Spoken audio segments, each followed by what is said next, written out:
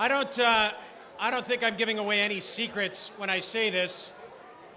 I've done as I said, I did the Easter Seals roast for 4 out of the last 5 years. And, you know, we've had important people up here. Not like Kennedy, I mean really, really important people, but I have never seen a head table and a bunch of roasters who are so looking forward to roasting this individual. I mean, they want at him. Tanner offered Porter 10 grand just to get his airtime. They're fighting for spots. So much so that when I was in the lobby 2 minutes ago, a guy walked in the lobby and he asked if this was the Stewart Kennedy roast, and I said yes. And he told me the story about how 20 years ago, Kennedy was his doctor for 6 months. And now that he's healthy, he's made his way to Thunder Bay and he wants at him. So I don't know anything about this guy. I don't know who he is, where he's from, but he wants to have his 5 minutes of target practice at Stewart Kennedy's expense. So whoever you are, come on up.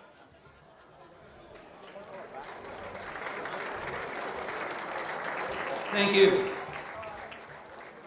That actually was Stewie practicing medicine in his former plastic, baby medical bag.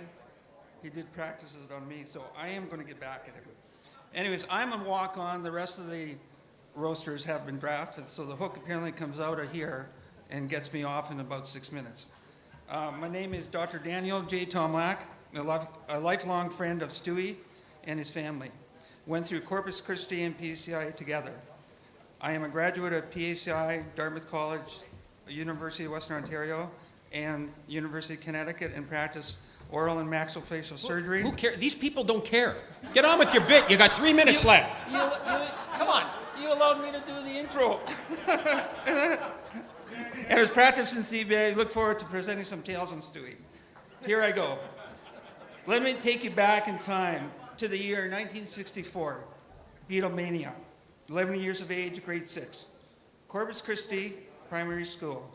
That's when I first met Stewie, George, Jr., and the rest of the guys as time went on. That was the year Tomlaks moved up to the suburbs from the inner city. We were like Jack Clampett and his family moving to civilization, in our case leaving 55 North Cumberland Street behind. Our neighbors there were Waverly Hotel and the Shoreline Motel. Interesting corner. I now had buddies for the first time. This is where my assortment of tales of Stewie begins. Number 1, Stewie enjoyed and still enjoys being the big fish in the small pond. Year 64, Stewie and I were just learning to skate and play hockey. Needless to say, the indoor leagues didn't have us on their radar screen. So we persevered through many very cold hockey games at the Carrick Rink. We played on opposite first-year Pee Wee teams. Stewie, I heard, was quite the dominant goalkeeper the previous year, but apparently he had a weak spot. Shoot high on him, they said. First game against Stewie, I had a breakaway on him. I said, this is going to be it. Going in alone, so I remembered, go high. High I went.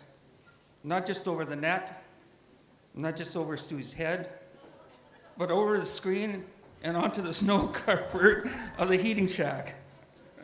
Stewie never let me forget that choke. He never let me live it down. These days also prepared Stewie for the big leagues. His further run with the Thunder Bay Medical Doctors Traveling Team. Number 2, our paperboy days, years 65, 66, 67, grade 7 to 9, checking out Winnipeg Avenue. We picked up our Port Arthur News Chronicle bundles at Ray Boulevard and John Street and headed over to Winnipeg. Stewie had mainly the east side and I mainly had the west side. During the winter months, we would stop at every block or so and throw snowballs at each other. Good times. Just to let you know, Mitch, Stewie and I spotted Kathy well before you did. The Cahoon home, and their still present home, was on Winnipeg. We started to lay the groundwork for then. You're welcome, Mitch. Number 3, burnt at the altar and some wine testing. Stewie, I, George Gwozdecky, Mike Harris, and crew. Believe it or not, we're altar boys at Corpus Christi. They were hard up at that time. One Holy Saturday, the length of the service must have gotten to us. So during the lighting of the candles, the vigil, we not only lit our candle, but went on to light each other's hair. This was not a good idea. Father Murtaugh, Father Carey were not amused. We were suspended from duties for 1 month. I wasn't, you were. I wasn't. Thank you. Thanks for the preempt on that. I was suspended from duties for 1 month. My mom never found out, thank God. Somehow, Stewie was not disciplined. I believe his uncle, Father Ted Kennedy, may have had some influence there.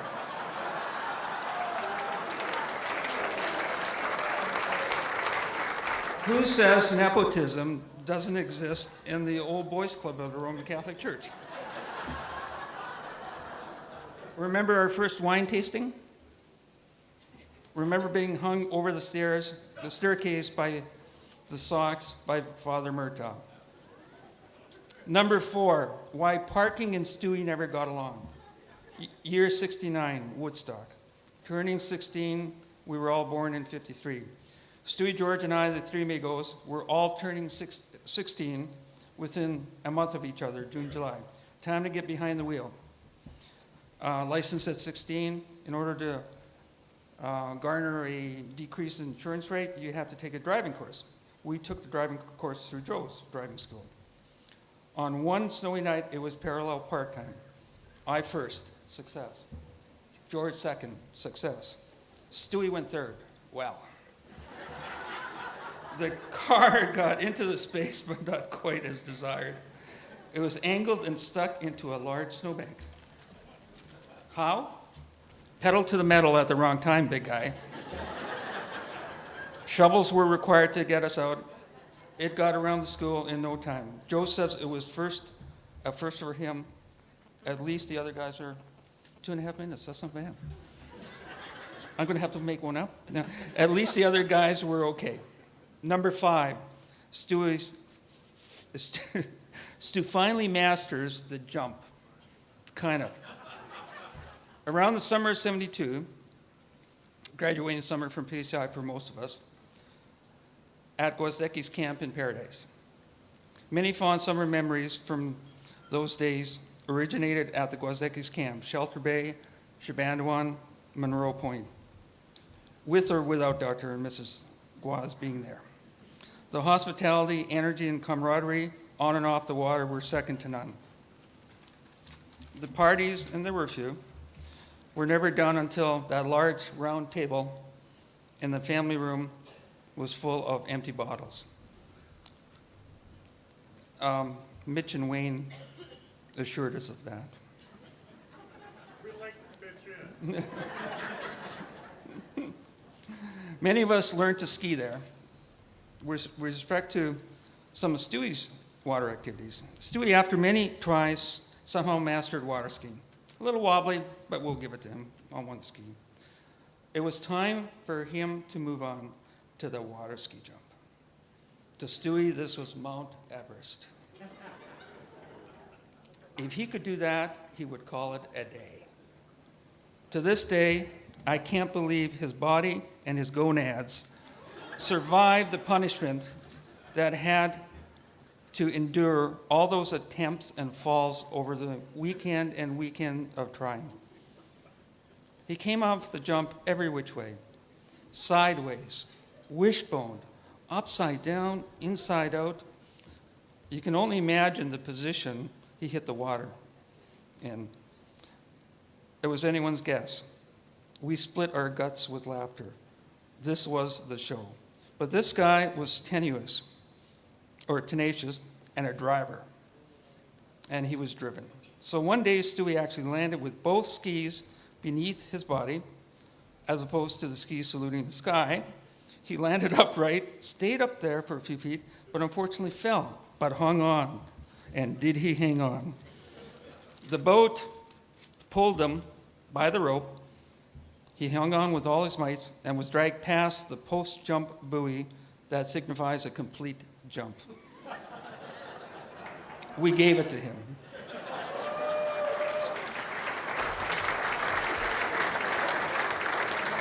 To Dr. George and his family, thanks for some of our fondest memories.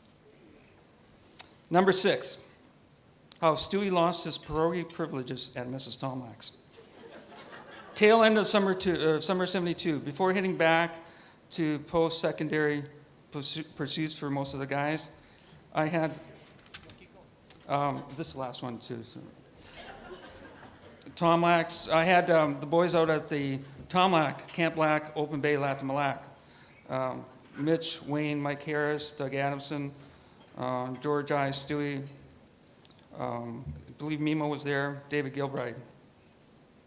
We enjoyed a good day on and off the water, ready to light up the barbecue.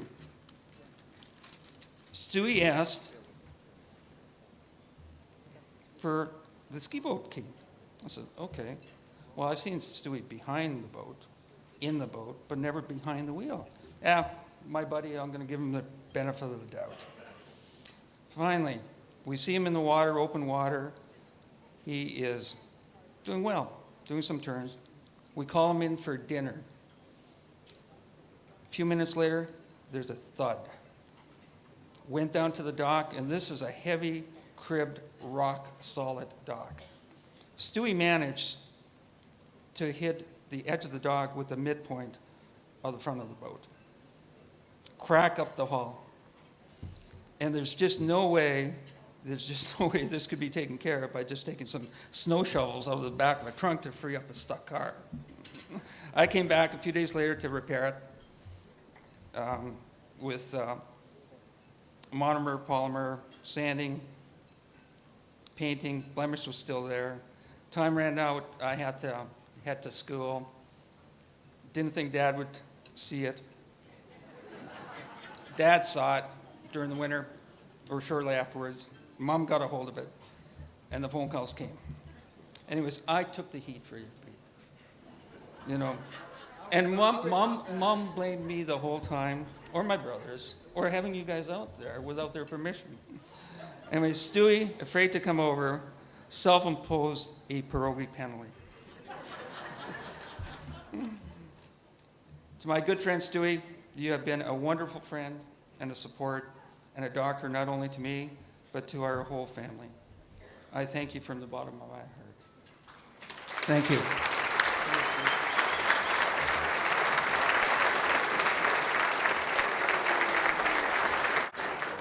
Hey, Donnie, you didn't tell me it was going to be like this. However, this is worse than getting interviewed by Jim Kelly when Mr. Smitherman comes to town.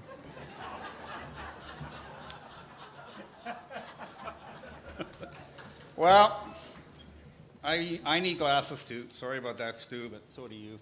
I know that. Come on. Now, unfortunately, you're a police officer, right? Is that true? Oh, well, sorry for your luck. Father Kelly, Father Kennedy, oh no, there's the... We got a lawyer too, right? Oh no. Okay, Stu, I'm done. Any questions? There goes the censored part. Anyway, some serious, some not serious, but I've known Stewie for over 20 years. First met him when we moved to Thunder Bay in 1985. We became next door neighbors. Fortunately, not direct next door neighbors, one down. We had a retired OPP officer between us, thank the Lord, Father Kennedy.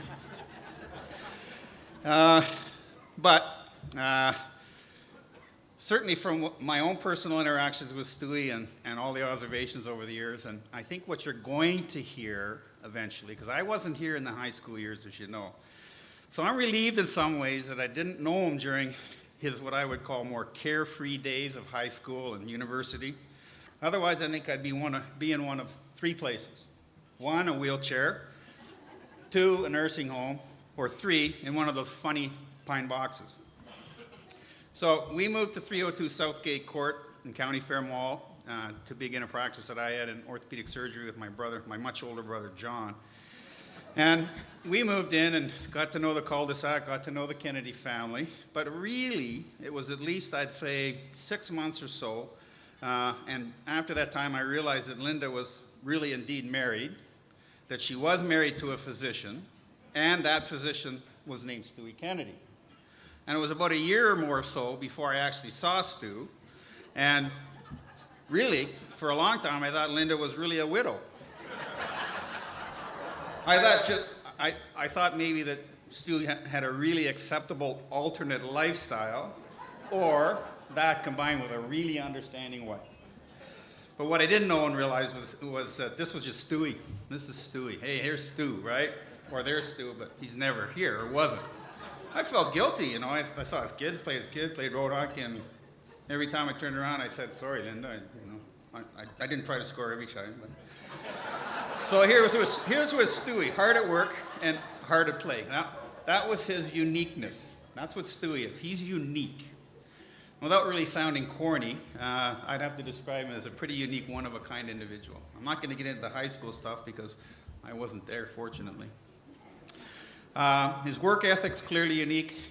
He's really one of the hardest working family physicians that I've really ever known and had the pleasure to know personally. And he still is, really. And I say that especially with the standards that we seem to hold now professionally in the medical community. So his dedication to his patients and others are all well known. And but there's many other characteristics that really, I think, make him unique. So I'll highlight a few, I hope, and try to illustrate this, but I'm going to do so really carefully. And I'll tell you why. I have a wife. She said, watch it. But the real truth to this is that I'm coming on my 54th birthday in December, and I have an annual physical, and he's my family doctor. And I need a PSA and a digital rectal, so, I got to really watch how I say this. And I'll hold you to that. Lord, no problem. Yeah, look at his hand for crying out loud. And they call him the master. Wrecked him, damn near killed him. So, even though he can charm even the toughest Ministry of Health official, and is a master negotiator, we all know his role as a negotiator with the OMA and the Ministry of Health. And he speaks with mindful passion, and really, he does this all the time. But he does occasionally give that euphemism, fuddle-duddle, the heir of Pierre Trudeau, a real run for his money. That's all I can say. He calmly describes negotiating adversaries in the Ministry of Health by the confines of a rear orifice of a horse-like animal similar to a donkey. And sometimes he combines both. That's Stewie. But there are many other examples of really classic Stewie phrases. Everybody kind of knows them, heard about them. Just give you a couple. Here's one, and I witnessed this many times. I'll be home by 6. I'll be home by 6. Don't worry, Linda. Now, if I had $1 for every time I heard that on the cul-de-sac, I wouldn't be standing here working anymore. Phrase number 2. It's okay, dear. Everything will be just fine.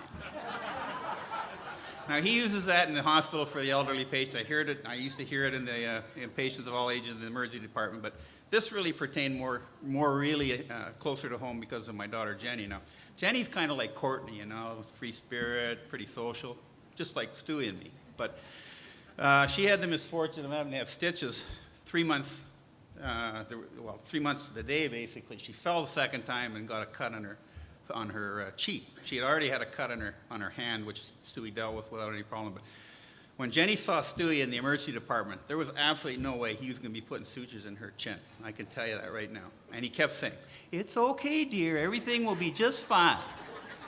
So with the help of a 230-pound orthopedic surgeon and a special gurney and a straitjacket and me holding her, everything was just fine. And then Stewie actually had to put the freezing in and actually sew it with me looking like this, saying, "It's on her forehead, don't forget." Phrase number 3 that I think everybody probably hears from Stewie is, trust me. Trust me on this one. And I know through the art of the negotiations, and Wayne might comment more about that, that it comes down to the tough negotiations when he's asking for more and more money. And finally, they have or reach an impasse. And there's Stewie with that little grin. You just got to trust me. And they have so far. And a fourth one that's a little more personal was, I'll be right back, honestly.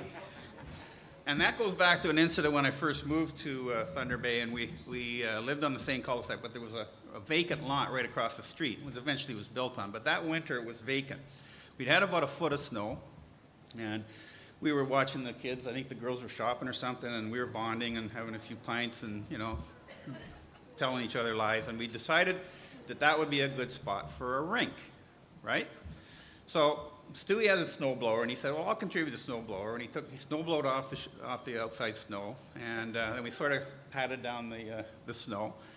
And we put a light dusting. We used the Favel's house, because we ran a hose right out from their home, which was right beside us. So the first coat went on fine, and we said, well, we'll meet again at about 6:30 when it gets colder. We'll put the second coat, the real master coat on. So I met Stewie about 6, and he said, well, geez, I just got called out. I got a delivery. And he said, I'll be right back, honest. So I got the hose out, went over the thing. It was about 10 below or so at that time. Went from 7 to 8, 8 to 9, 9 to 10, 10 to 11, 11 to 12. And finally, no Stewie.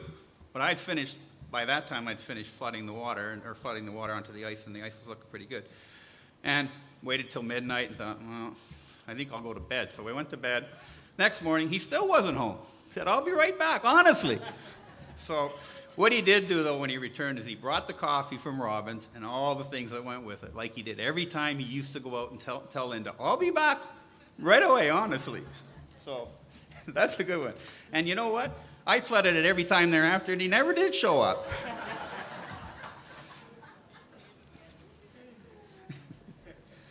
I don't know if I'll talk about that one. Or that one. Everybody knows Stewie is a sports craze, and he loves to golf, and he sort of plays hockey. But I don't know if I was making reference earlier that Stewie's kind of unique, right? And in golf, he's unique. I mean, that swing, that's unique, right? I mean, that's got to be one of the most unique swings I think I've ever seen. I've never seen a guy who has more practice swings and more mulligans than anybody known to mankind. That's Stewie. But fortunately, Cameron had the inheritance pattern after his mom, on the mom's side, on the Young's family. And fortunate for that, and Cameron's benefiting that now in his new life down in South Carolina. As a goaltender, well, everybody saw Stewie, and everybody has Stewie stories about the goaltender. But I'd moved to Thunder Bay, and I don't know if you saw oh, geez, that's me. Boy, only a mother could love that face, I'll tell you. Anyway, I don't know if you saw the picture, but there was Stewie in the Thunder Bay Duds. Here's a guy, he's 6'2", and I'd heard he played hockey, and he was a goaltender. So I played a little bit of hockey, and we'd only played around the cul-de-sac road hockey, really. So out walks Stewie in this goaltending equipment. I looked at his mask, and that looked pretty good. And then I looked at his pads. I mean, they didn't even come to his knee. I said, where'd you get those? Those are from his pee-wee days, at best. And then he had this blocker thing with a chest protector, which he must have saved when he's a catcher at Little League. He had these arm protector things that I think the mice had been living in for about 20 years. And I think he had a jock, right, Linda? I'm pretty sure.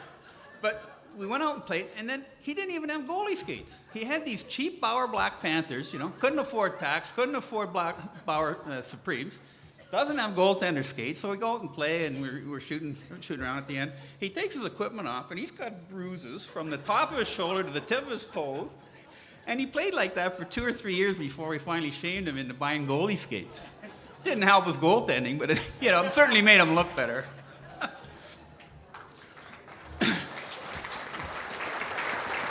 Danny Tomlak made reference earlier that you have to go top shelf. My secret was just shoot right at him, and then they all went in. But I must be fair and I must be honest that Stewie always made that big stop in the OMA tournament when it was 10-9, and he didn't want it to go into overtime because he looked jaundiced. He looked kind of like the Incredible Hulk. the color of the Incredible Hulk, and he didn't want to go any further. So he'd make that big save so we'd win the game 10-9. But he did always make the big one. One of the other secrets that people don't know maybe about Stewie is about his shaving cream fetish. And he loves to shave in hot tubs and in saunas. That's a fact. At the OMA tournament every year, we go away, and Stewie's always the first one to lead the brigade to making shaving cream sculptures and to have communal shaves using shaving cream in the hot tubs. He's good at that. He also likes shaving in saunas, and I know that for a fact because I was there one evening in Donnie Patterson's sauna where he shaved himself and others. And to this day, there's still rumors of a pending assault causing bodily harm charge. So, in my closing statement, I just wanted to describe to you all of Stewie's recent, distinct, and unique awards that he's won. Number one, he holds the record for shaving cream consumption during one OMA hockey tournament. That was in Kingston, Ontario. They were there. He holds the distinction of coining the phrase for unsuspecting OMA rookies in their first Thunder Bay OMA hockey tournament. There is no future if you party with Kuchar.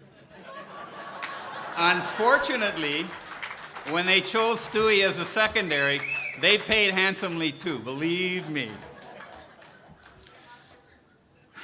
Stewie holds the record for the most times heard saying, "I'll do my medical records next week," along with the most undone charts for the quarter century.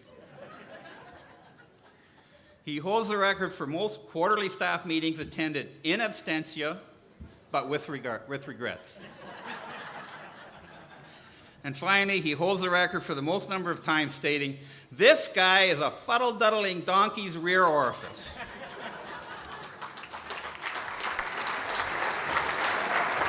So, but in all honesty, Stewie, you're one of the greatest guys I know, best physicians I know, and you represent the physician fraternity in Thunder Bay extremely well. They owe you a lot with all the negotiating you've done. I don't think they realize how much you've done for them.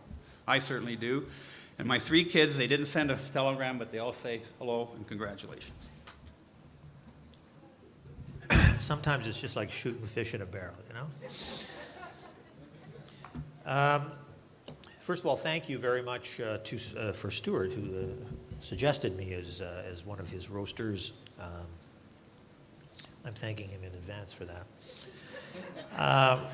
I'd also like to begin by apologizing to Linda, the lovely Linda, who I actually respectfully refer to as LSL, the long-suffering Linda. I have a little story, actually, that generates how that came about, and it's I'd known Stewart for a while, and I'd not met Linda, and I live in Toronto, downtown Toronto, and one night we finally got organized to get together with our wives, and so Linda and Stewart came over to our house in downtown Toronto, and they're hanging around in our kitchen. We were trying to decide where to go for dinner or whatever, and Stewart, being the sort of modest, non-self-centered individual he is, was enjoying petting my dog, and thought that the dog clearly recognized him as an animal-friendly fellow who just must obviously have fallen in love with him instantaneously, and so on. While all that was going on, my wife is chatting with Linda and getting to know her and so on, and somehow in the conversation, it accidentally got out that it was Linda's birthday. Who knew? Well, I don't know who knew, but we didn't know, and not sure if Stewart knew or was too busy trying to get it on with my dog or whatever, but one way or the other, we suddenly found ourselves in the middle of Linda's birthday. So we quickly organized a local restaurant. We got everybody organized. It was very close. We ran out. Stewart stood up to leave, and his pant leg fell off because my dog, who Stewart thought was falling in love with him, had actually simply eaten his pants. My dog's never done that ever before, and never since. I have no explanation. It's just a story. I just report the facts. I don't try to explain them. we get out to the restaurant, and we live in downtown Toronto, which has a number of alternate lifestyles, as I'm sure you're all aware. And I made a few quick calls, and during the course of Linda's birthday dinner, we managed to establish a chorus of gay folks to arrive and serenade her and sing happy birthday and so on, and which she found immensely entertaining and Stewart found frightening and intimidating. Then we all went back to their house. To this day, Stewart refers to, how are those guys from the gay house? You can't make this stuff up, folks. It's true. They're fine, incidentally. So Stewart and I don't go back that far, oddly enough. I was born and raised in Thunder Bay, as was he. They talk about degrees of separation. We were on opposite sides of the iron ore trestle. And who knew? You know, I'm growing up being like the coolest guy south of the iron ore trestle, and he's, you know, on the other side, I don't know, playing hockey and organizing that party. And neither of us ever heard of each other. We didn't know of each other, never heard each other's names, never crossed paths. It's scary, but true. Then about 10 years ago, the OMA in Toronto, whose attempt to take care of the physicians of the province, was fundamentally falling apart at the seams, and the specialists were fighting with the GPs, and the whole thing looked like it was going to implode. And one evening, he and I found ourselves as the respective leaders of our groups in an emergency meeting chaired by, of all people, a woman named Janice Stein, who some of you may have heard her name. She's a famous negotiator, mediator. She actually has a current bestseller out on the Canadian involvement in Afghanistan. And that's who they brought in to try to sort out the OMA. And at the end of the day, Stewie and I sorted it out. And it pretty much remains sorted out to this day. And every once in a while we run into Janice Stein and she just says, "Carry on, boys," and we carry on. There it is. So, in the course of those past 10 years, we've done it. There's very little we haven't done, although I'd like to say we've never golfed, we've never played hockey. God love us, we never will do that, either of those things. But we've really bonded. We've had God knows how many hundreds of meals. We've consumed God knows how many thousands of gallons of liquid of one sort or another. We've been coast to coast. We've traveled with trains, planes, automobiles, and on foot and everything else. We've been through good times, bad times. He's had various crises in his family, as have I. We've shared ourselves through that. There's been health issues and so on. And at the end of the day, he really has become, for me, I don't think I've ever said this to him, the brother that I really never had. Yeah, don't cry too quickly, folks. Okay.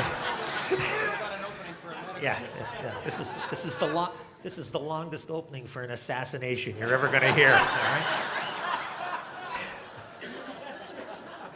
Because my question really becomes: do you ever really know a person?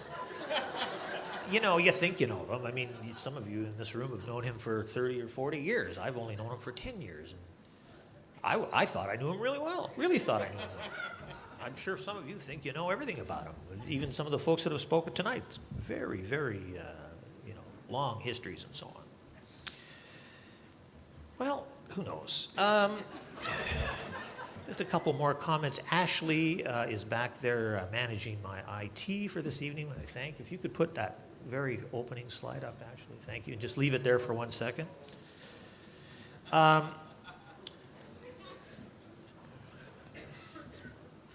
Father, forgive me for I'm about to sin. And luckily I'm Presbyterian, so it all kind of works out.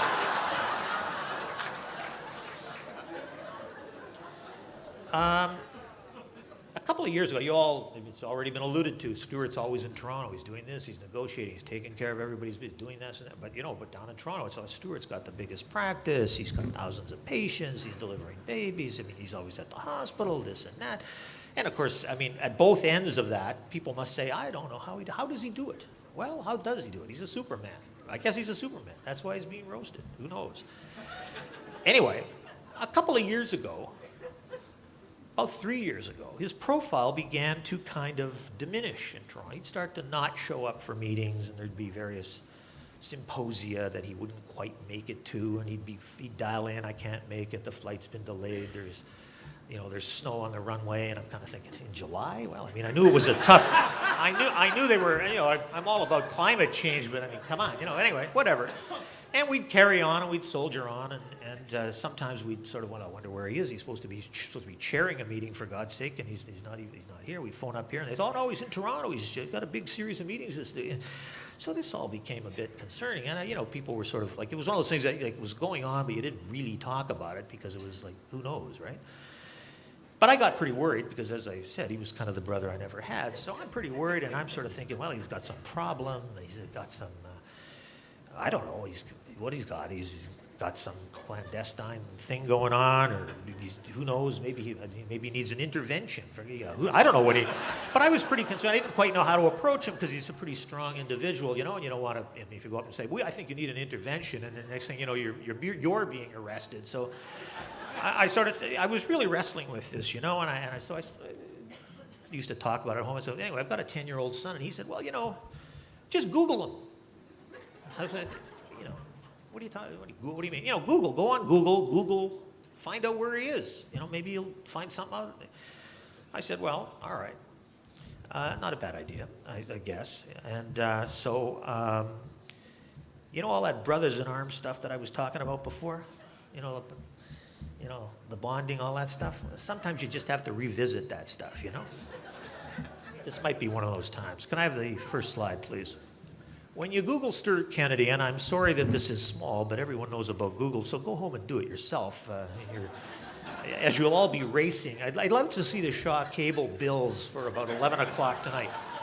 Because when you Google Stewart Kennedy, that's what you get, Mr. Gay UK. Next slide, please.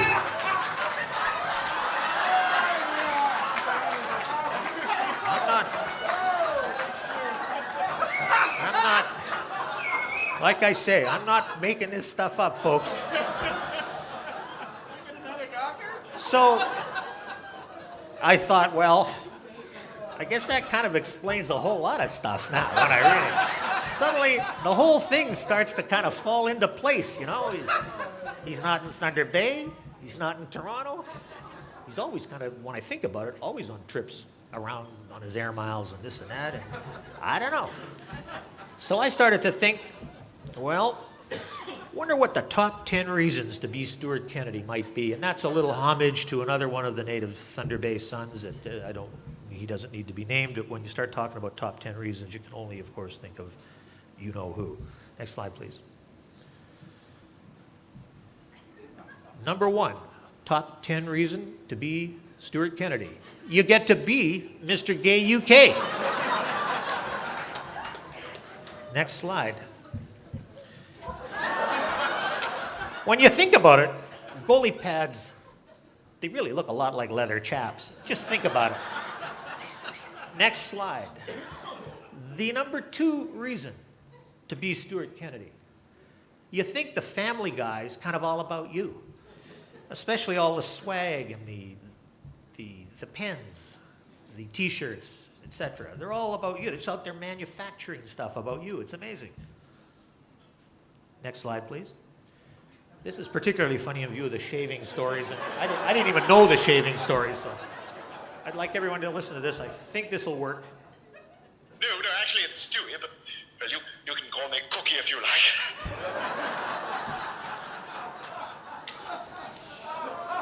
God bless technology. Next slide, please. When you vomit, the government listens. Small story, I'll try to be quick, but it's worth the wait. When we were doing the 2004 negotiations, we, after quite a few months, came up with about a $1 billion deal for the government. We sent it over to them, and then we waited around for them to respond. They came back with their response, which was, to say the very least, lackluster. We looked at it for 10 minutes and then went out and just got hammered. The next morning, after about 15 minutes of sleep, we're all pulling ourselves together to meet with the government to try to tell them nicely that they should just drop dead. And there actually are nice ways to say that, but that's a different presentation. Anyway, Stewart found himself in an adjacent cubicle in the hotel bathroom, vomiting his heart out. God love him. And when he came out of the cubicle and was adjusting himself and trying to get some composure, who came out of the adjacent cubicle but the lead negotiator for the government? We went back to the table, and a couple of weeks later came back with $1.3 billion. Next slide. Which only proves... Next slide, please, Ashley. Now, as Stewart Kennedy, of course, you're highly respected by your colleagues. We've heard that tonight, and there's God knows how many examples of that around, I'm sure. If we could have the next slide. Here's Stewart with the chief operating officer of the OMA, whose bald head can just be seen peeking out behind Stewart's left shoulder. And I won't say this man's name because I've got a number of lawsuits pending already from him, but let's just say he's a well-known former porn star and leave it at that. Next slide, please.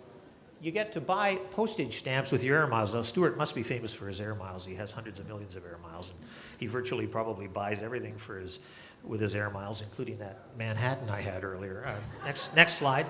Not to mention the 50,000 square foot house he's bought with his air miles. Next slide, please. You've spoken about this already, but not to put too fine a point on it, you get to set fashion trends for years to come. Let's have the next slide, please. There's a classic example. Let's just say he gets to don his gay apparel way more than once a year, folks. Next, please. The number 4 reason to be Stewart Kennedy. You get to maintain your childhood naivety. I've heard reference to that as well. Let's have the next slide, please. This is a story that Stewart tells. He goes into a bar in New York where the waiters and the entire staff are wearing nothing but leather aprons and thongs. He doesn't really figure any of this out until on his way out, someone hits on him. I wasn't there. I think some people in this room might have been. Anyway, what can I tell you? Next slide, please. This is maybe the best, for me anyway. You actually get a language named after you. We call it Stooglish. It's actually something you should all consider starting your own list of Stooglishisms, and you can start a little later on when he gets up to speak, because there'll be some, I can assure you. If I could have the next slide, please. I believe this will be Canada's next fastest growing parlor game, folks. Stooglish. I mean, this is just the tip of the iceberg. And it's real. It's all real. He really says this stuff on a regular, daily basis. My kids especially love the one, "Let's continue going." What does that mean? And if we're going to call in the legal lawyers, what do? Send home the illegal ones? I mean, what? And by the way, knickers in a bonnet? I mean, I'm from Thunder Bay. I don't know. I don't get it. Anyway, there's thousands, folks, where that came from. Make up your own list. Have a lot of fun. Finally, or not quite finally, this number 2, the next one, you get the government to fund your own favorite program, smoking cessation. I'll be very quick. When you negotiate these deals with the government, you go in with a whole lot of this and that and this and that. One of the things we came out with in the last agreement was a program, and Stewart loved this program, to reward physicians for specifically counseling patients to stop smoking on top of whatever they were being seen for. So you'd go in and see your doctor for whatever, and then if the doctor spends a little time finding out that you smoke and encouraging you to stop smoking and suggesting a program, and he fills out a form and arranges to see you back in follow-up, he gets an extra, I don't know, $9 or whatever he gets. Doesn't really matter. Anyway, it's a good idea. Conceptually, it makes sense. The government, of course, loved it. And it became one of the most successful programs of that entire agreement. But why did it become successful? Well, it became successful because of Stooglish. Because Dr. Kennedy was incapable of saying smoking cessation. he could only say smoking sensation.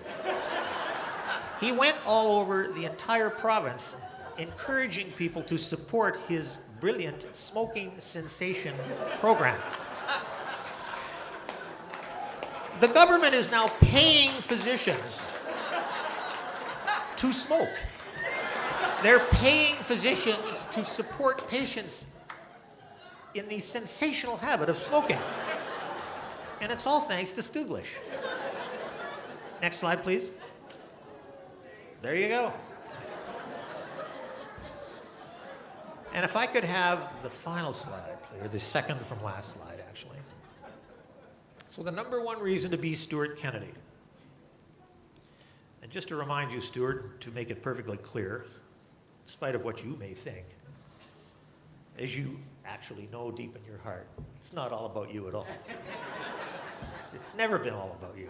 It's always and always will be all about me. Next slide, please. You get Wayne Tanner in your world. Final slide, please. Thank you.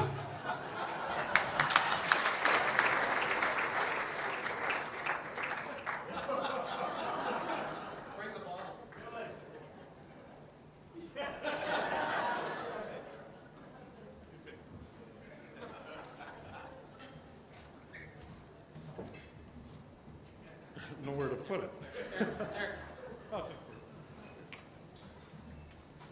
You know, I really feel terrible about not having a PowerPoint with me now. I'll try and struggle along anyway. I've got a couple of things before I'd like to take care of before I actually start my speech. That gives me a couple extra minutes. So I got, my first thing is, first of all, most importantly tonight, is don't take my dessert away. So if somebody tries to get my dessert, have them keep it there, please. Number two, Danny Tomlak was talking about the story about ski jumping out at Shabandawan at Gwоздecky's camp. And I had the misfortune to be there for a couple hundred of those jump attempts. I remember one in particular. It was early on in his career, and everybody had told me how terrible he was on the jump. And so I said, well, okay, let's see it. So, Stewie, it's your turn on the jump. So he hits the jump. He's in perfect form. And, you know, he's in a little crouch, and he gets to the end, and he springs, and he's up in the air smiling, and we're all ready to cheer. And he lands, and it's a perfect landing. And we're all ready to give him the jump, and he's got no ski rope in his hand. That was like number 53. The other thing I wanted to mention was our MC tonight, who's doing a heck of a nice job. I don't know a lot about him. I've heard some pretty wild stories about him, but I'd just like to say I love his hairstyle.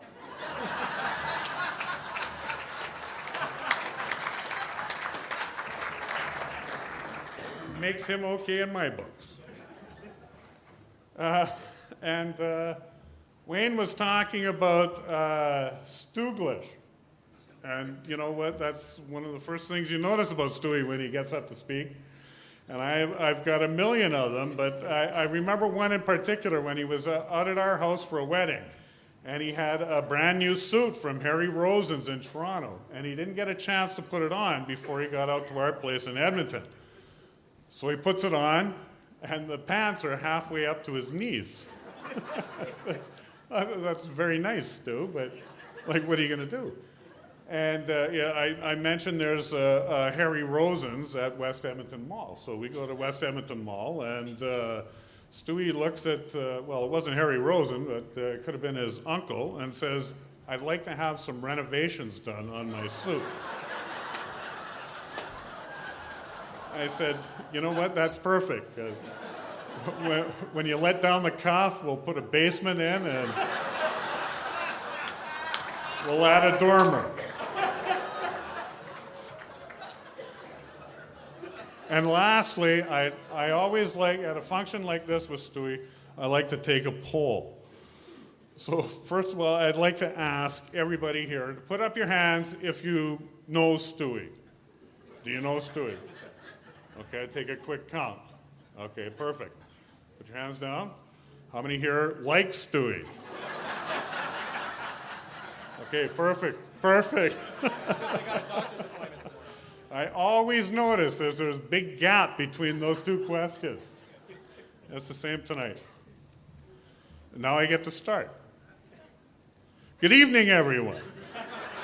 It's truly a pleasure to be here tonight and help ridicule one of my best friends. Not that he needs much help in that area.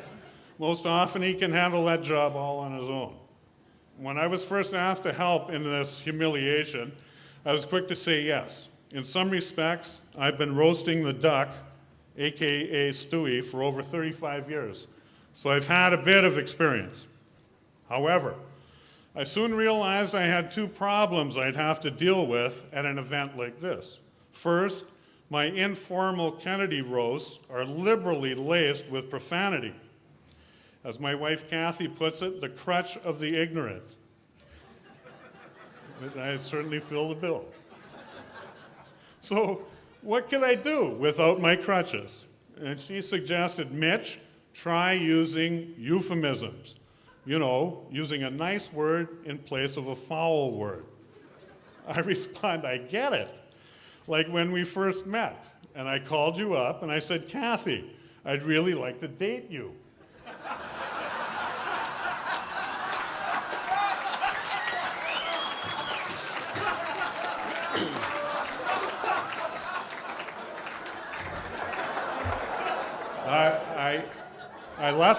I left that joke in, knowing full well my father and brother-in-law were here tonight.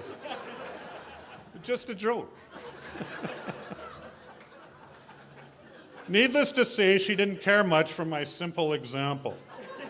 However, tonight, Stu, when you're at home after this big soiree, in the mood for romance, and Linda responds with, fat chance tonight, big guy, don't worry. All you have to do is figure out her euphemism. My second problem was dealing with what I call the Mother Teresa syndrome. How do you roast Stewie in front of a gathering of people that mistakenly see before them the good Catholic boy who found fame and fortune in his hometown while healing the sick and doing other good deeds? Pretty hard to do. Let's see if we can at least partially uncover the real Stewie and drift back to a simpler time, the 70s, when I met a much simpler Stewie. It was 1972 at a Lakehead University beer bash, if you can believe that.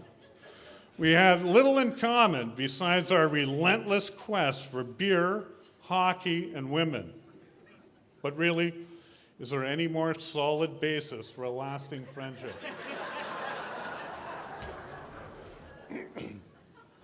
I have a little sip of wine.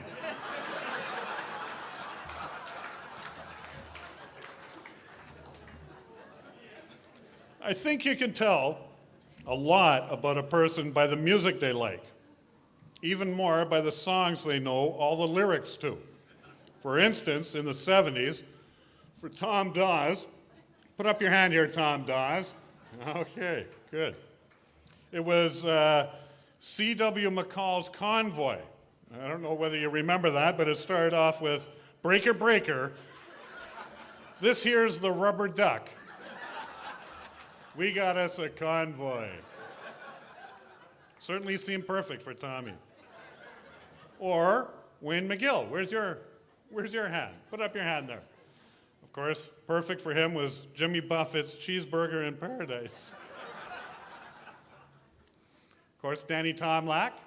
We know he's here. Yeah, I always associate him with Dolly Parton's D-I-V-O-R-C-E. For some reason. And not to forget myself. And George Thorogood's one bourbon, one scotch, and one beer. Now, can anyone here guess what Stewie's trademark song was? Without Linda. Go ahead. There's some of you. Okay, it's the Osmonds, just like a yo-yo. And I always thought when he'd sing that song, now doesn't that seem to sum up our friend perfectly? And there was one line in there I'd like Stewie to repeat after me. Woo! Now, go ahead. Just like a yo-yo. Perfect. At the end of one particularly beer-infested year at Lakehead, many of us decided that the next term we should focus our attention on the nurses studying at LU. However, when in the fall, Stewie began studying nursing at LU, it became clear to us that he hadn't fully understood our plan.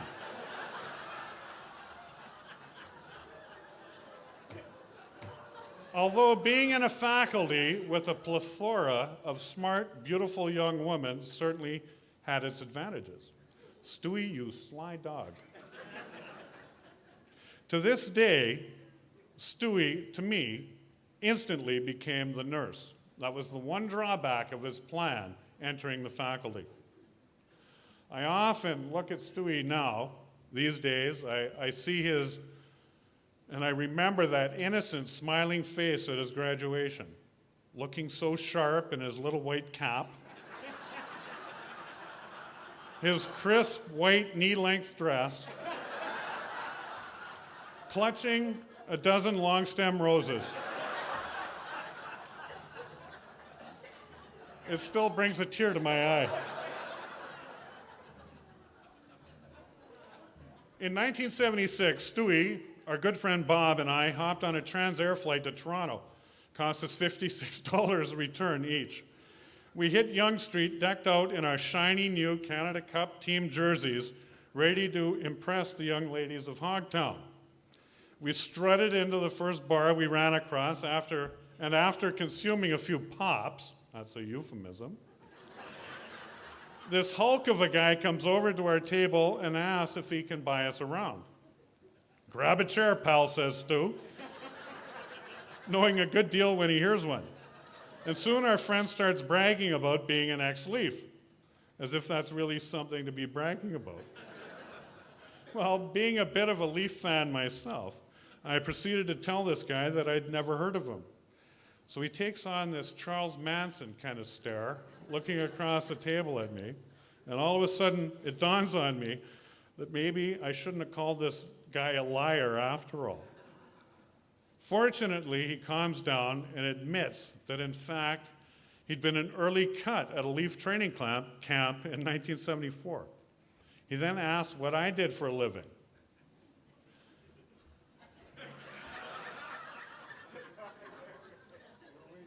I admit to being a glazer. You know, not putting icing on donuts, but actually installing windows for a living.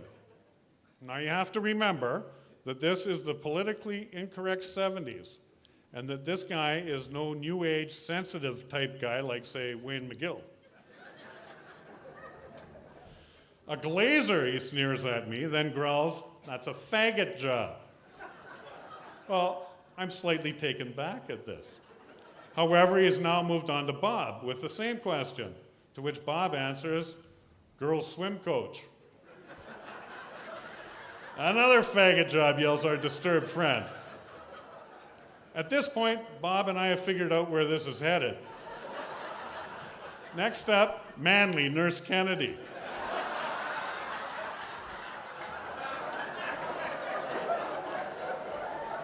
Bob and I are howling by the time the disgusted ex-Leaf storms away from the table after the nurse answers. "Stewie, aren't nicknames great?" That same night after last call, we wandered, and that's a euphemism for staggered, out into downtown Toronto, wondering where we'd spend the night. We ended up with a small room, one single bed, in a dive called the Old Vic. Remember that, Stu? Just off Yonge Street. Our next problem was the sleeping arrangements. And the obvious solution to us at the time was to wrestle for dibs. And Bob and I were mainly concerned that we not end up sleeping with Stu in the single bed, because neither one of us looked forward to the duck's hideously webbed feet rubbing up against us all night.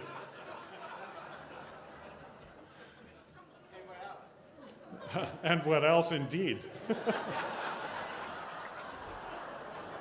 I wasn't going to say anything. But Stewie is known as an early morning riser.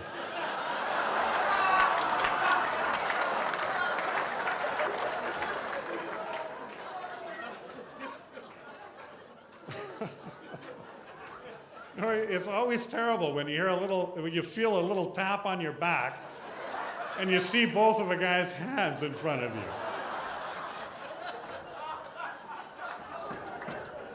Anyway, I swore never again after the first time that happened. So I wrestled like a demon possessed, and I won the shag carpet for the evening. The thought of those feet still make me cringe. Linda, I'll always respect your living through that horror all these years, every night. Better you than me. My only regret this evening is that I have to cut this short. So much material, so little time. Stewie, I'm pleased to observe that our bond has grown over the years. In fact, this past summer, our friendship moved into a closer, I might even say more intimate stage, when Stewie invited me over for drinks and a prostate exam. What really had me apprehensive, however, was trying to figure out whether or not prostate exam was yet another euphemism.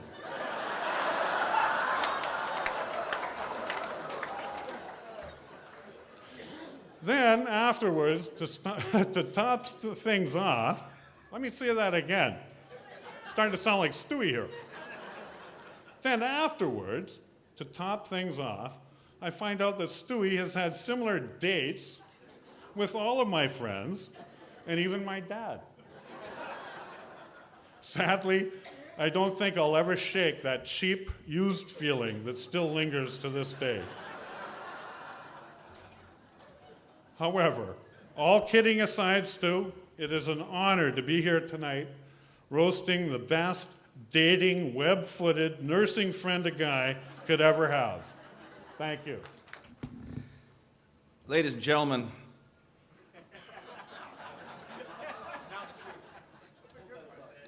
I was going to begin my speech with a joke. However, I see I just followed one.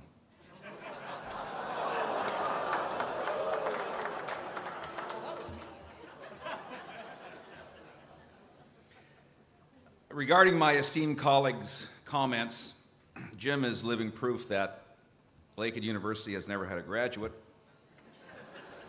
None of Mr. and Mrs. Mauro's children ever survived, and why lions eat their young.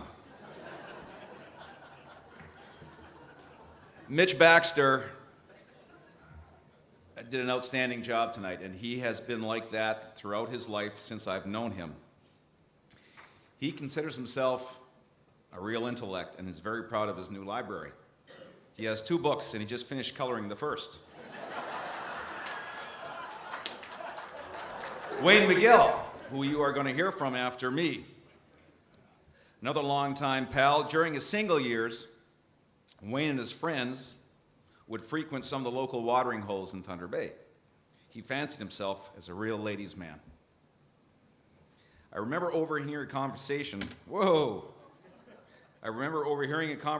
he had with a young lady one evening in a local pub as he was attempting to charm her. He said to the lovely girl, "How about a little goodnight ass?" She smiled and replied, "Okay, goodnight ass."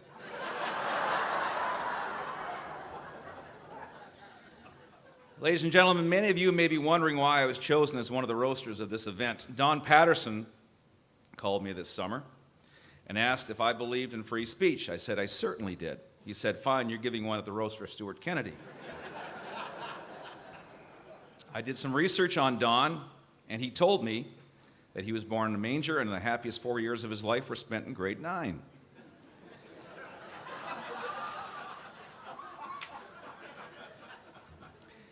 Enough about the guys. We're here to raise money for the Easter Seal Society and roast Dr. Stewart Kennedy. Stu and I have been friends for more than 50 years. When we were kids, our homes were only a few blocks apart. We went to Corpus Christi Elementary School together. We were altar boys at Corpus Christi Church. We played Little League Baseball on the same team. We attended the same high school, PACI, and even enrolled together in our first year of college at Lakehead University. When we weren't studying and doing homework, we were playing road hockey, boot hockey, and ice hockey. I was a forward, and Stewie was a goalie. And I can honestly tell you that as a goalie, Stewie was a better doctor.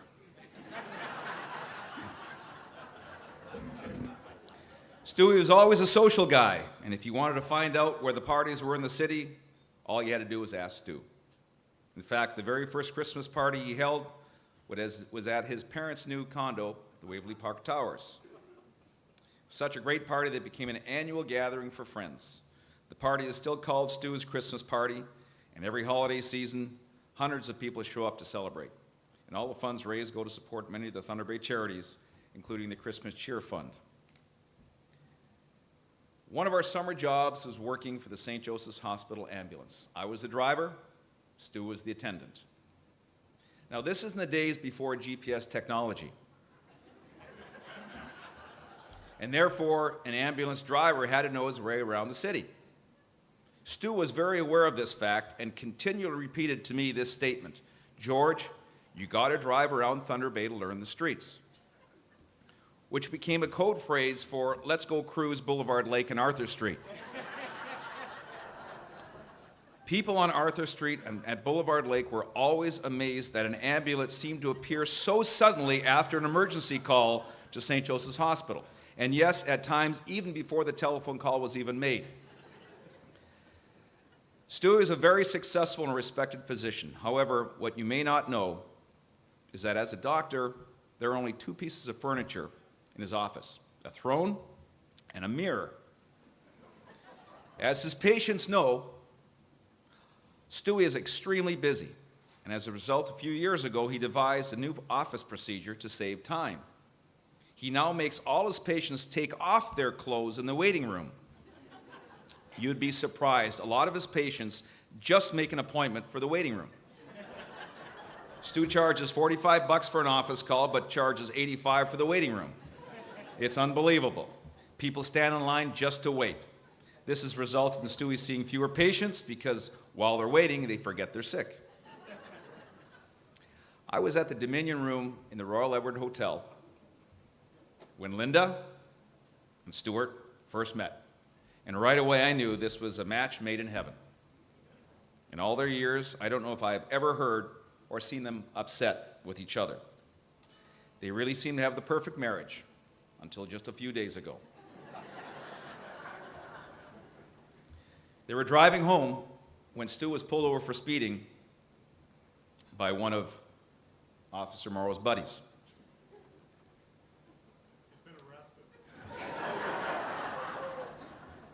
Stu pleasantly asked, "What's the problem, officer?" Of course, Stewie was smiling to the officer, as he was certain the officer would recognize him as a local celebrity. Not so fast. The officer said, "You're going 50 in a 30 mile per hour zone." At this point, Stu realized that the officer did not recognize him, and so he said, "That can't be, officer. I'm sure I wasn't going any faster than 35. And that's when Linda said in her sweet voice, "Oh, Stu, you were going 50.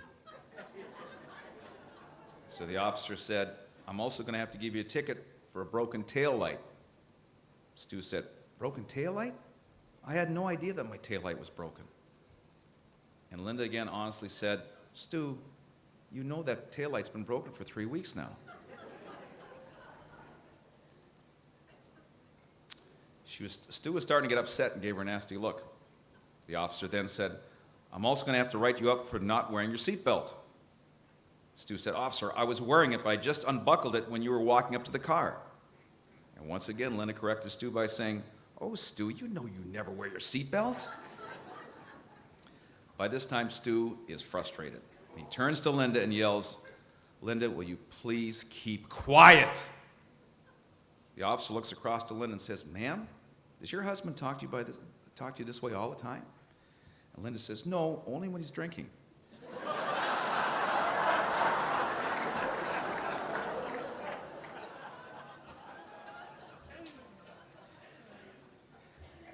In high school, Stu decided to try out for quarterback on our high school football team, but he didn't last very long. The coach asked him if he could pass the ball, and he responded that he was not sure he could swallow it.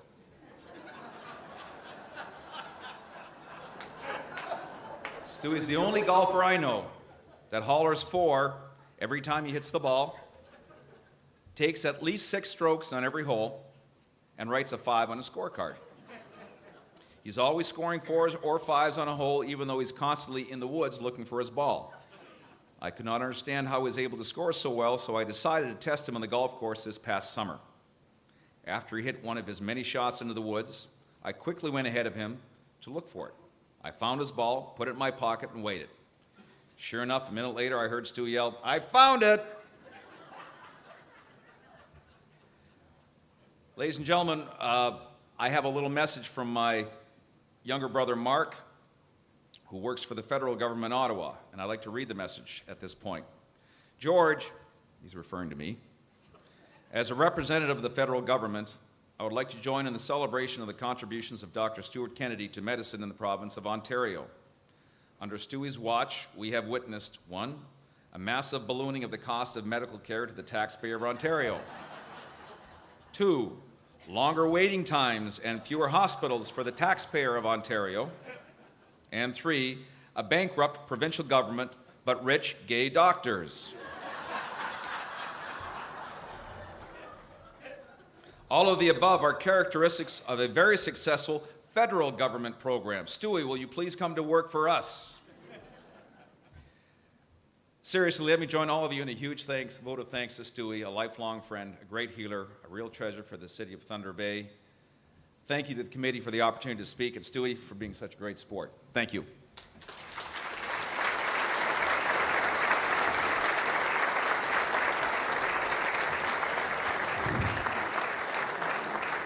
I'll try and keep this a little shorter than some of the other long-winded bastards. Are we allowed to say that? Father Kennedy? No. Okay. He gave me the wave. George, I didn't know that we were going to drag each other into this. So maybe before we get started on Stewie, I'll give you a little George Gwozdecky story. Okay, George was like the spoiled one of the family. Eh? He's like a baby. He's always been a baby. Doc George, like everything was hockey. My Georgie. Well, George just told you about his youngest brother, Mark, who I had the pleasure of working with on many jobs. Wonderful guy. So Stewie and I are down in Ottawa with our kids for a hockey trip, and Mark comes out with us, and we have a lovely evening with Mark, and he's a dignitary with the Canadian Embassy, like big-time job, eh? So he's phoned Doc, and he says, "Geez, Dad, I might be on CNN tomorrow," because he was involved in some big-time job over in Europe, sweeping for the mines. You know, he was a really big job. And, "Dad, I'm going to be on CNN getting interviewed and everything like that." Doc says, "Mark, Georgie lost 1-0 last night." I mean, the poor kid didn't have a chance. But most of you are aware that he is the 2-time NCAA champ, so congratulations, George. Awesome.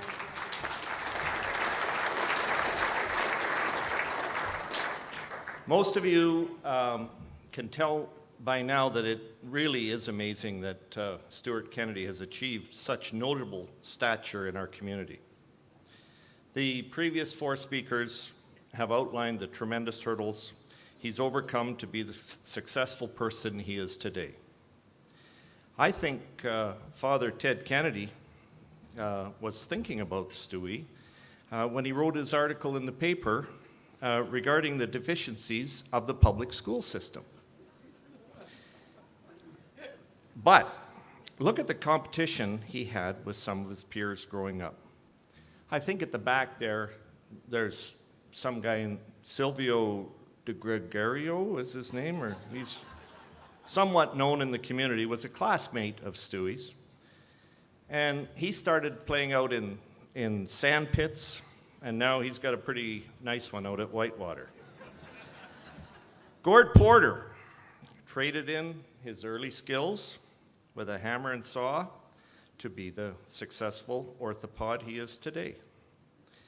But actually, it's a shame that Stewie chose the vocation he did. I mean, he can basically do most of the jobs in the hospital, and everybody's alluded to this. Ambulance driver, nurse, hospital administrator, and doctor. Really though, all that running down of Stewie's athletic ability is crap. He is a wonderful athlete. I've played sports with him, and Stewie, I think we've got to continue on in this vein. Stewie was definitely the technical genius behind the success of the Gwozdecky boys and their traveling water ski show. I mean, without a doubt. Stewie was so good at demonstrating poor technique that the boys were able to learn from his early impressions of extreme skiing. The transition of water skiing to downhill skiing was very easy for Stu. I can remember on one particular trip to Banff with the boys, and John Sims will back me on this, that Stewie skied so hard that he made himself physically sick. Couldn't have been the liquor. Early on, Stewie was a baseball star.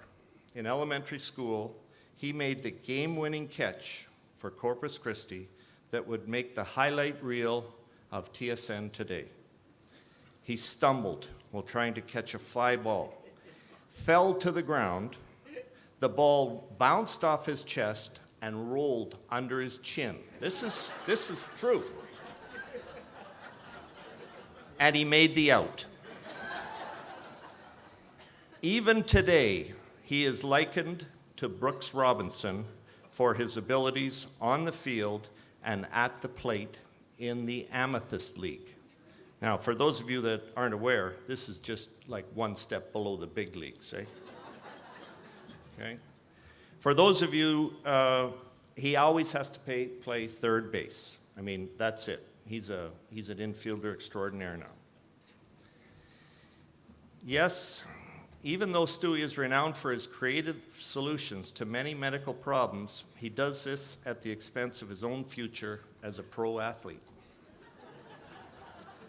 Take, for instance, I bet not all of you people are aware that beer poured on any injury has a healing effect.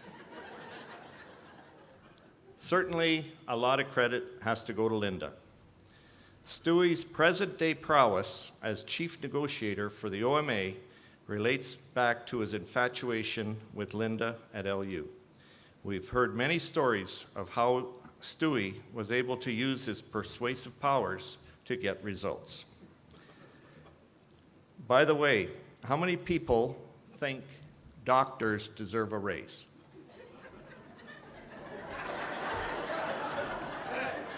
Wow. That's more tickets than Jimmy told me that the doctors bought. Was that Doc Cahoon put up his hand there? Yeah. Oh yeah, he doesn't have enough money. You've had to pay for Mitch all your life.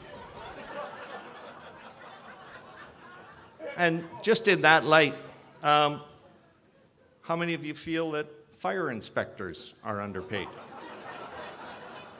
Tommy does. Tommy. You got to get Stewie on your negotiating team.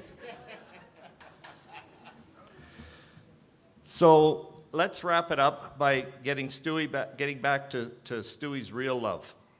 He's a hockey goalie that's made a name for himself in many ways. He is a legend at the Docks tournament, but you'll never get this guy to brag much about the various awards he's won, even though it was brought up tonight. By the way, congrats to Andrew Affleck and his committee for getting the tourney in Thunder Bay this year. That means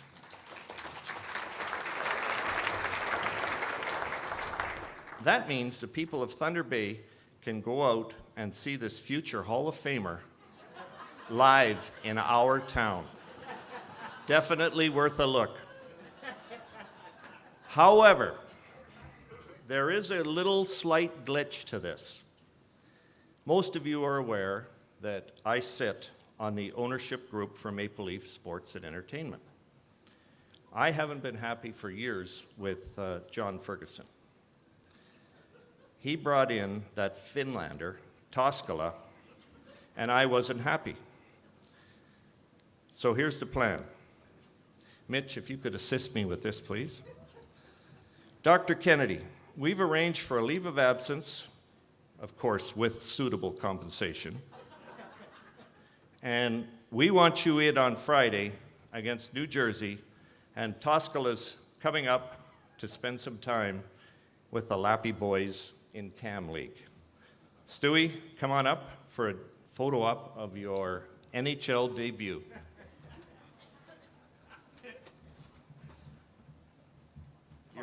You're Get over here.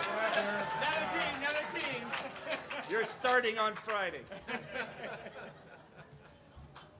They'll get peppered.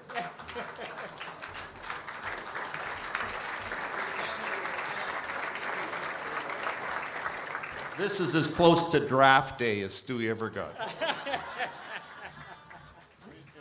arm here. He's always wanted to do that. You know, I stand before you all, and I'm pretty humbled. I'm really, I'm supposed to have a rebuff on all these individuals who are good friends, my wife, my good friend. You know, I sit here and I haven't had the opportunity to maybe commit to the charity foundations as some people have. And I hear the message given by the mother of the Easter Seals. And to see how meaningful, how sensitive, how giving she is, you know, it really does make we all feel that how fortunate we are to be able to give so much to the Easter Seals or any charity out there. And you know, I don't really want to be serious. I wasn't going to be serious tonight, but I see all these people out here who have opportunity. And at negotiating table, I always think Wayne will tell you about opportunity. And we do have an opportunity in this community to be special and to contribute. And certainly my commitment after tonight is try to be more contributing to the community as far as charities go and just as far as people go. The charity of Easter Seals is so unique, so important. You know, what made me put my name forward, besides Don, I'll get to that in a second, but put my name forward was I had, you know, Jim came, Jim phoned again.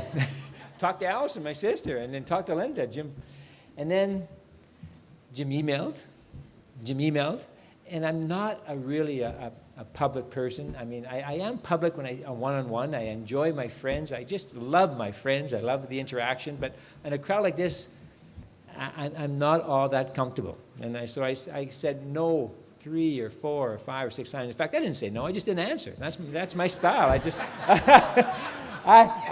I just didn't come and answer Jim until finally Jim showed up. Jim came up to the Stewie's Fest, and you know, Stewie's Fest, you think, yeah, Stewie's Fest.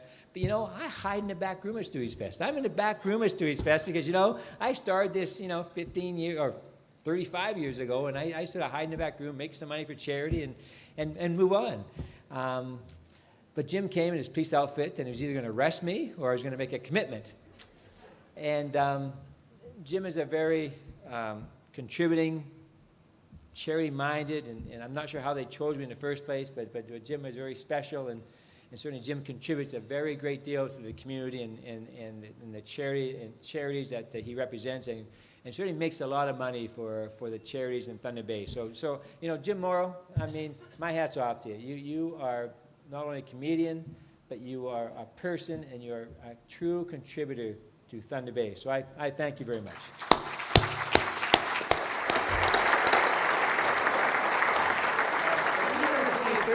I said no. I said I really want to talk to Linda, and really I was concerned because I don't have the really time to make that firm commitment. So I said no, and then, but a week later I had a patient come into the office. He came in a wheelchair. He came with a big smile on his face. He came with, hey, you know, Dr. Stewie, you know, how you doing? And he came with his mother, and his mother was just diagnosed with a serious condition. She was probably going to need major surgery for a cancer coming out the road, and his father was already very ill. And he just looked at me, and his mother had tears in her eyes and says, where do I go from here?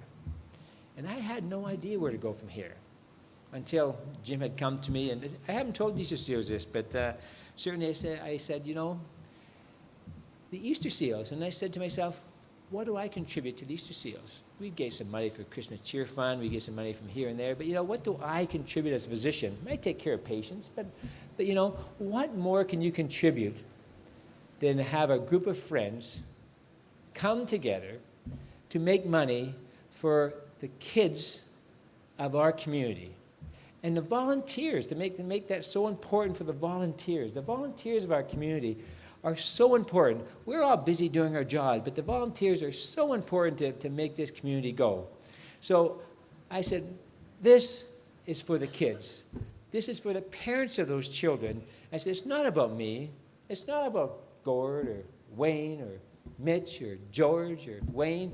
It's about the community spirit we have and the children that we are going to foster to be adults, and the parents of those children who mean so much to us. So I really just want to thank the parents, thank the children, and thank the volunteers of the organization that mean so much to this community.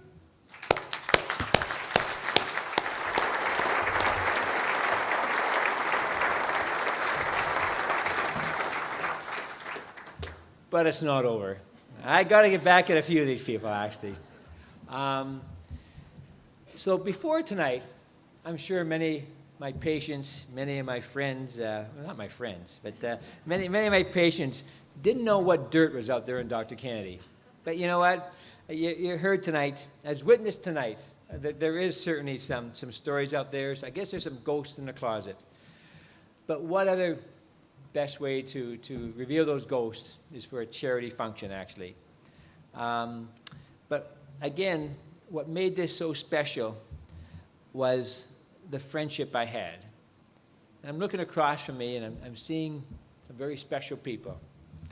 I said to Jim Mauro, he remembers saying, I said, I can't do this alone. I have to do this with somebody who can help me, can lead us through, and to be supportive. So I have to thank Don Patterson. Don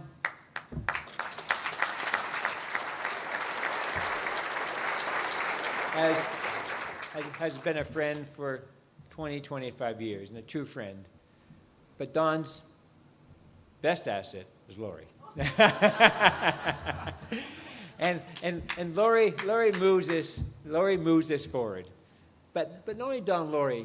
I may be a bit emotional tonight, but I have to look at the Al Patterson and Sharon, or Al Patterson and Kim, Rob Patterson, Sharon. The Patterson Foundation has done so much for this community over the years. The contribution they have made is really overwhelming to all the charities in this community. So I really just like, to really salute the Patterson Foundation, Don and Lori, Rob and Sharon, Al and Kim, because you're very special to our family and the community of Thunder Bay. So thank you.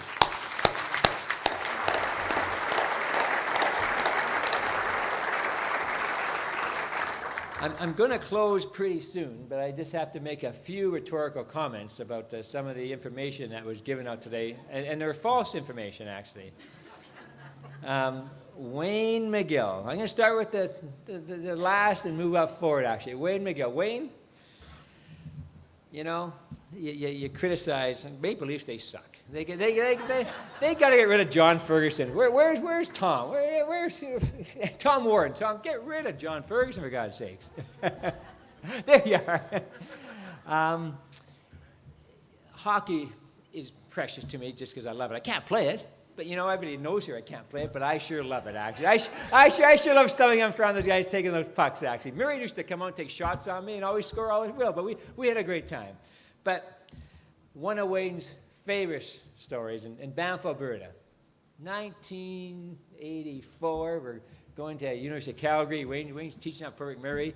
Wayne's got all the money. I'm a poor student, you know. I'm going to school. I got no money. Maybe have potential, but I got no money. Potential and then maybe, right? I'm not sure. So I had no money. So we go out with Mitch, and we got about probably 15 guys. Went to this big restaurant and ordered all food and drinks, and we just drank, and we had a great time. And Wayne said, "Oh, Wayne, give all the money to Wayne. Hey, Wayne, here's the money. Take care of the bill, Wayne." So we're all walking down the street. And halfway down the block, Wayne looked around us. "Hey, guys, I never paid the bill." So we all darted, and the police are chasing us. But the funny story is, Wayne never gave us the money back. That's when we knew he was a teacher. Never. Wayne, you owe us money. Okay. Georgie. Yeah, George and I have been best friends George and Danny and I hang around for years. George and I have been best friends for, as George says, 50 years. We grew up since kindergarten. I have so much respect for his father, his mother, Olga, George, his family. They were really my second family growing up. And they really brought me into Shibandwan, taught me how to ski. Not that well. And I remember George going, "Dr. George," he says, "Let's go see Stewie ski." He just wanted to go for a laugh, actually, and he's still laughing about it. But George and Olga and Eunice, who I love very much, you know, that was part of the community. You mean so much to me. Never so much as when George came home one night after a high school dance. And George Sr. and Eunice were entertaining, it wasn't Father Kennedy, but there was certainly a number of priests he was entertaining that night. I think the bishop maybe there, I'm not quite sure. And they were playing roulette and they were gambling, and I'm not sure what else they were doing, and what priests do and what doctors do. And George had a dance, and we had a pretty good time to dance, and we had a few drinks, and we shouldn't have been drinking, but you know, we did a few little things there, and I dropped George off and brought him to the door and stand him at the door and say, "George, you're on your own. I got to get out of here," because I think right now at this point in time, your mom and dad think I'm okay, actually. So I sat George at the door, and George sort of, I think he fell in. He sort of tried to sneak upstairs, and Dr. George says, "Georgie, come on and meet the father." I forget who the father was, and George came downstairs, and I think after he stumbled down 3 stairs, I think he came into the roulette table. I don't think the priest really cared because they had all the money on the table. They didn't really care what was happening when they sat on the roulette table, and they actually felt that George may have had something to drink. Probably the first time George drank, but and probably the last time he drank. Hey, George, I'm not sure. After 2 NCAA championships, I mean, you're pretty damn good, George. The next day, this is how good a friend George is. You know, George says, "Well, Stu," he called me up. I called him up around noon times. "How things go?" I said, "Not very well, Stu. You know, the priests weren't really impressed with me. My dad, I mean, he's after me." He said, "But you know what? I blamed it on Dougie Adamson." And to this day, Jock, I think it was me that did it, actually. So I slid under again, George. I slid under again. Thank you, George, for coming. It means a lot.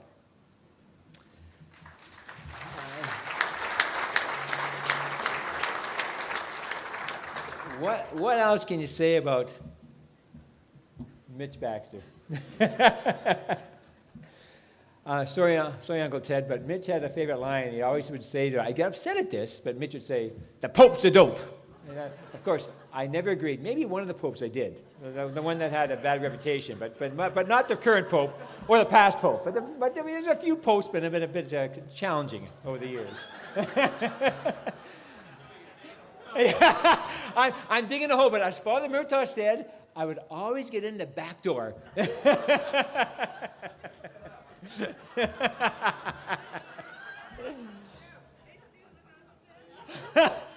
You don't get to rebuff, Uncle Ted. Sorry.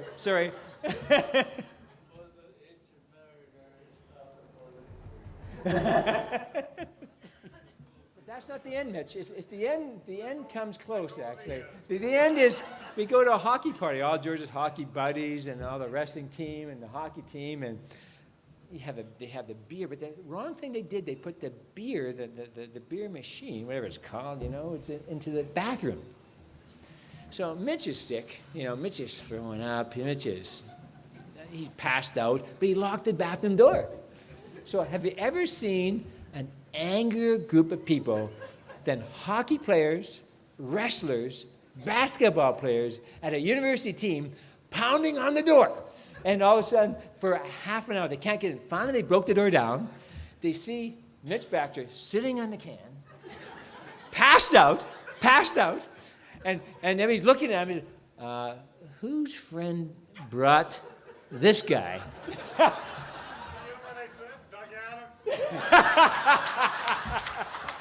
And Doug Adamson was there. So that was a pretty classic story about the American beer, Canadian beer. Mitch, thank you. Thank you for coming from Edmonton. Thank you for being a friend. And thank you for being there when we all want you there. And thank you for Bobby Thompson. Thank you.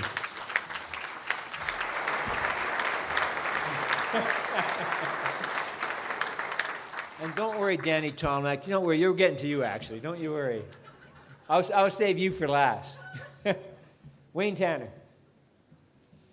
Wayne gives the story. Wayne he got the negotiations right. He got the whole mediation right. But what he forgot to get right was a story about the dog. And I have a reputation of being somewhat concerned about my heterosexual, as you've seen. But I got pretty good self-esteem, so I'm okay with that. So, and also with dogs. Dogs somehow go to Wayne's house. Dogs seem to know my spirit or my presence. I'm not sure. So Wayne's dog comes up and he starts rubbing his leg against me, rubbing. And Linda's there. I'm just patting the dog and having a good time. And I was patting in appropriate places also. Okay? There's nothing inappropriate where I was patting, actually. So Wayne gave me a zippy. So I did have a zippy, and a zippy is Wayne's Caucasian for Caucasian. Well, my Stooglish. Sorry, my Stooglish. Wayne brought my Stooglish. I got a lot of Stooglish. But you know what? That's me, right, Wayne? So he's rubbing the dog, and I'm rubbing the dog, and he's rubbing the dog too. And he may be rubbing the dog in the wrong spots, but I was rubbing the dog in the right spots. So we're sitting there, and we're having a good time, hanging with zippies. What he forgot to tell me was he gave the dog a zippy. And the zippy is pure vodka, and he gave the dog a zippy. So as I stood up, without a word of a lie, I had no pant leg, I was gone. But I didn't notice it till I got to the restaurant, and one of his friends who he invited, who was not heterosexual, said, "Hey, Wayne, who's your friend?" And Linda said, "He's with me."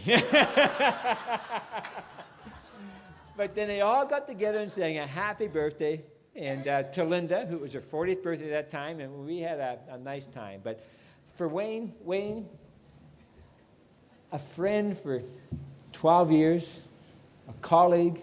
We've been through a lot with the negotiations, you know, but you have to know, even when I'm wrong, Lynn will tell you, I'm right.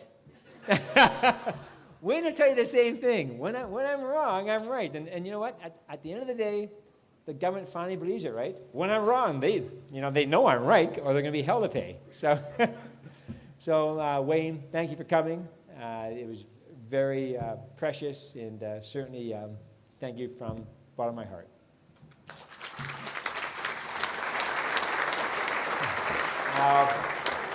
Gord Porter. You gotta just looking at Gord, looking at Debbie over there, and you gotta visualize the intensity, the intensity in Gord, actually, right? It's like his son. I mean, his son's the captain of the University of North Dakota hockey team. His daughter is captain, or going to be the captain of North Dakota. I mean, the intensity of these individuals is a reflection of Gord. The love is a reflection of Debbie.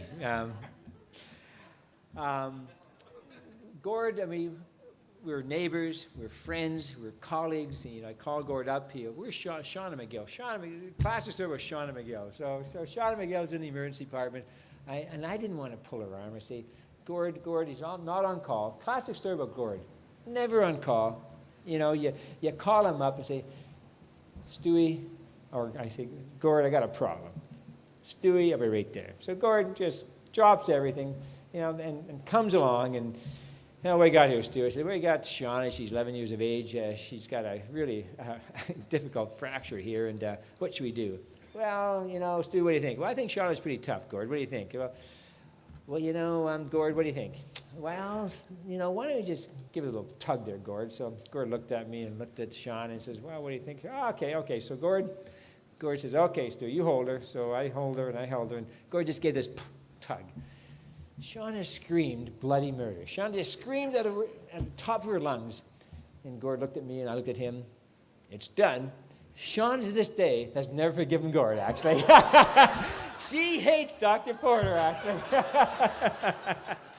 But the classic story about Gord is intensely. We're playing the hockey tournament, and we had just, I think we had won several games. Andrew can remember this, and I'm sure the guys can remember this, that we were playing George Doig, and he hated this goalie in York. He just hated him. It was our second year. It was our second year playing him.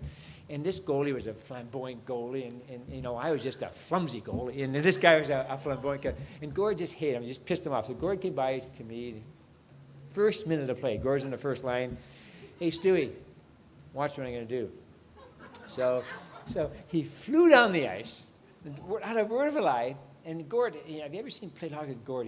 When he skates, I mean, the ice moves. I mean, there's he just skates and there's this spray of ice back and forth. I just thank God I'm not playing against Gord, actually, you know. So that's why I was a goalie, actually. I'm chicken.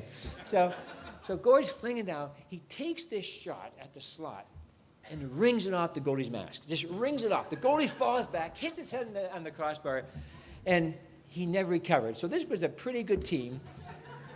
Gord came back and say, Stewie, like that? the score, I'd like to see the score is 7-0 for us, but it wasn't. It was 7-2, but we did win, and not because of Gord, his intensity. But, you know, Gord has gone he practiced in the States. Thunder Bay practice in orthopedics in those years was very demanding. As I said, you call Gord, he would come. He went to the States, not to make money. Gord went out of a need to preserve his life and his lifestyle, but he's come back to his roots. Him and Debbie have come back. They're building a home here. Gord is chief of staff at the Thunder Bay Regional Hospital. The toughest job you would ever want to envision. I mean, I've been in tough jobs as chief negotiator for the OMA. I would not want to have the chief of staff at the Thunder Bay Regional Hospital because it's a thankless job. And I just want to thank Debbie and Gord for coming back to the community, coming back with friendship, coming back with our stories. And Gord, you're a true asset to the community, and we hope we have many years together. Thank you.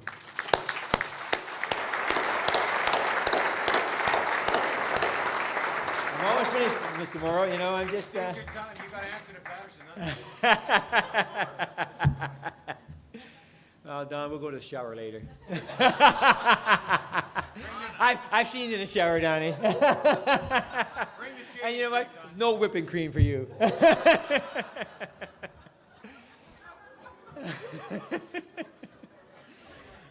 Danny Tomlak. Danny? Where's Danny? Where's Danny?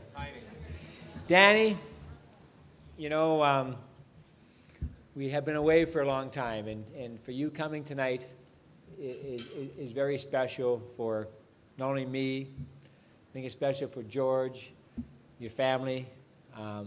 Danny, you're a true pillar in Kingston, but the boat story is wrong. The boat story is dead wrong, Danny. So I'm going to correct you. Let me tell you the real boat story, and Michael has a part of this boat story. So Danny's right. I crashed the boat. I admitted to it. I said, and it wasn't just a kabam. It was a kaboom.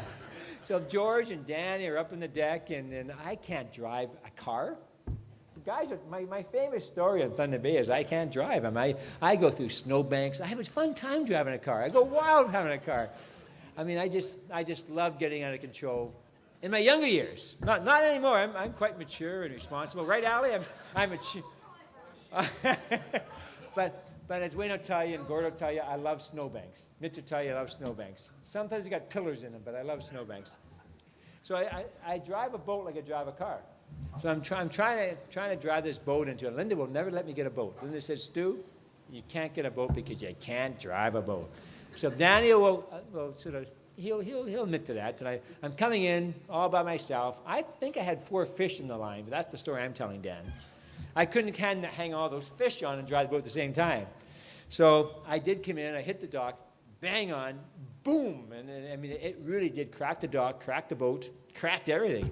I came upstairs a bit sheepish, and they said, what happened? I just said, I ran to the dock. And so Danny said, well, let's have supper. We had supper, and we were grade 13 then, you know, like Murray. God, hey, Murray, I mean, you don't remember grade 13, right? Just a year ago, right? You're just drinking with me after. So we got into the boat, and Dan said, oh, it looks like pretty major here, Stu. What should we do? I said, let's repair the boat. So the next morning, we got on it, we put all fiberglass, repaired it, looked at it. George and I were quite responsible. Danny, this isn't going to fly. You got to tell your mom and dad this isn't going to fly.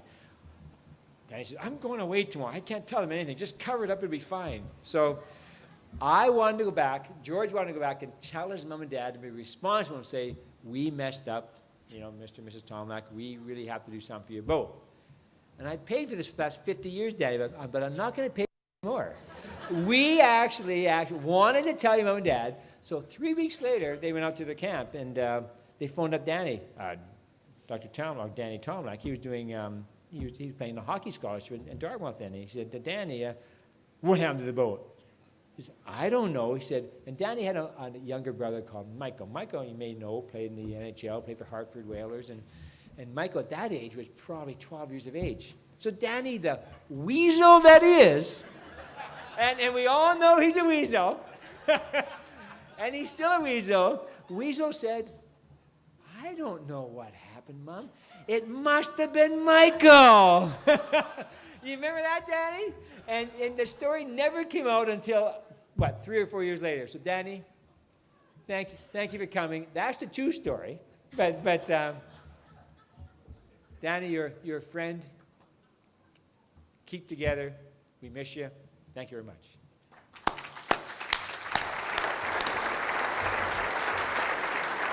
So, tonight, in conclusion, I guess I got a few. I'm humbled up here. I really am. To the greatest fear of putting your name forward, of having 20 people show up. That is a real fear, you know, in a sense. That was my only really fear, to not have the people show up. Not because they don't want to, because they have other commitments that we all have. So the people here who know me, I thank you from the bottom of my heart. The people who don't know me and support the Easter Seals, I thank you even more. Because why would you come to a roast and hear something about Dr. Stewart Kennedy, and you're going to go home and even think less of him? So I just like to thank each and every one of you to supporting the community, supporting Easter Seals and the children, and in a small way, in a big way, supporting me. Thank you very much.